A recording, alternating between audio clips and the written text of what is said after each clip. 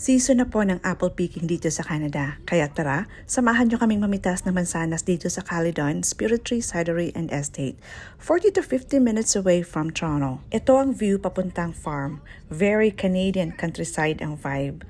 Makikita natin dito na mid-September na, medyo green pa yung mga puno. But mid-October, mag-iiba ang kulay dito. Babalikan natin at papakita namin sa inyo ang kulay ng fall dito sa Canada. Pagdating namin sa farm, nagbayad lang kami ng entrance fee. Entrance fee is $5 per adult. At kailangan bayaran yung plastic bag na paglalagay ng mga mansanas. And that's $12.50 per plastic bag. At syempre, hindi natin palalagpasin itong wagon ride. Merong wagon na nag-iikot sa buong orchard para makita ng mga tao kung saan nakalocate yung iba't ibang klase ng mansanas. Hindi lahat ng klase ng mansanas ay open na for picking. Pili lang po kung ano yung ready na for picking. Ayan, hindi naman po masyadong halata na gustong-gusto ng mga anak kong mansanas. Nakapitas na agad para meron silang makain habang nakasakay sa wagon. Ang saya kasi habang nakasakay, nakikita yung lawak ng farm. Ang ganda ng view, ang peaceful ng paligid, ang sarap huminga. Medyo mahangin din pero yun yung cool breeze makes it even more relaxing to tour around the farm. Ganito sa Canada tuwing September, yung simoy ng hangin iba na, may hint na ng fall season. You can really feel na papalapit na ang autumn.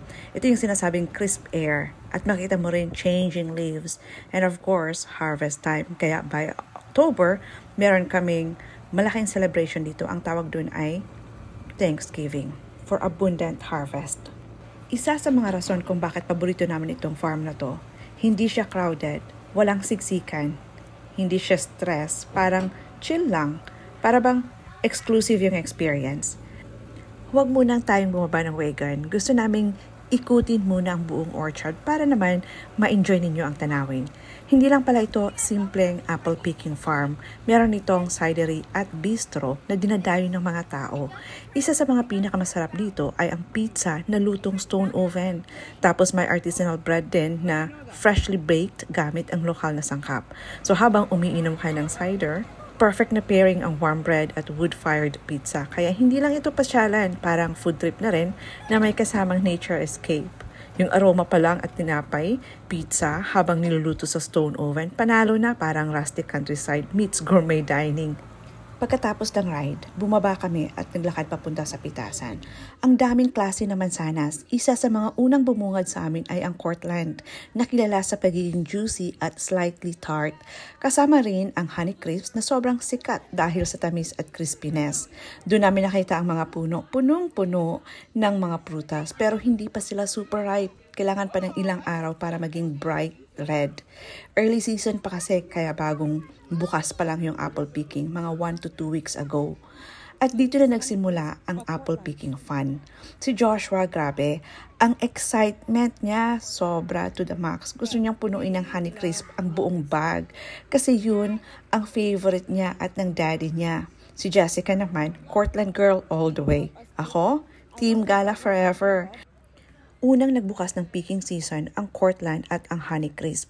Kaya napansin namin, medyo dumaan na sa maraming mamimitas ang mga puno. Hindi na sila kasing hitik sa bunga gaya nung unang araw. Pero buti na lang may naabutan pa kami.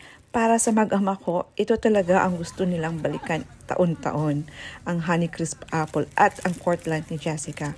Yung tamis, yung crisp ng bawat kagat, parang may memory na nakatali sa bawat piraso. Kaya kahit medyo paubos na, bawat mansanas na napitas namin, parang espesyal pa rin. Sa video na to, makikita ninyo na naiwan ni Joshua ang water bottle niya. Dahil sobrang excited at busy sa pamimitas, hindi na malaya na naiwan pala niya yung bote. Alam mo yung tunog na pagpitas ng mansanas? Yung crisp na snap kapag humiwalay na siya sa tangkay? Nakakatuwa, parang musika ng harvest. At dahil abot kamay lang ng mga bata ang mga bunga, mas lalo silang naiinganyo. Doon mo makikita yung genuine na tuwa sa mga mata nila. Si Joshua parang may sariling mission punuin ang buong bag ng Honey Crisp. Serious pero excited, parang superhero sa sariling adventure. At bilang magulang, syempre, ang saya sa puso na makita silang ganun ka-engaged. The ones up there are the red ones. But a little high I got it. Oh, they have the ladder there. That's what I'm talking about. But be careful, huh? No, we need it. And choose the red one, the red that you can find. All the way. Yeah, good job. Oh, that's nice. Yeah, red ones. No, careful, huh? Oh, well, this is gonna be a little harder when I go up.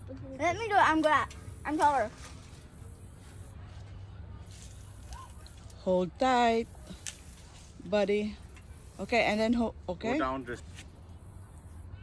Ooh, amazing. So stiff. It's okay, Jessica. I'm behind you. Yes, I'm just gonna Closer. Come closer. do this. Good job, Josh. Hey, not that close. One step back. I want to that step there. Okay, Joshua, your turn to catch the apple. Whoa. I'm bad at casting. Oh, and I go behind you and then you give it to me.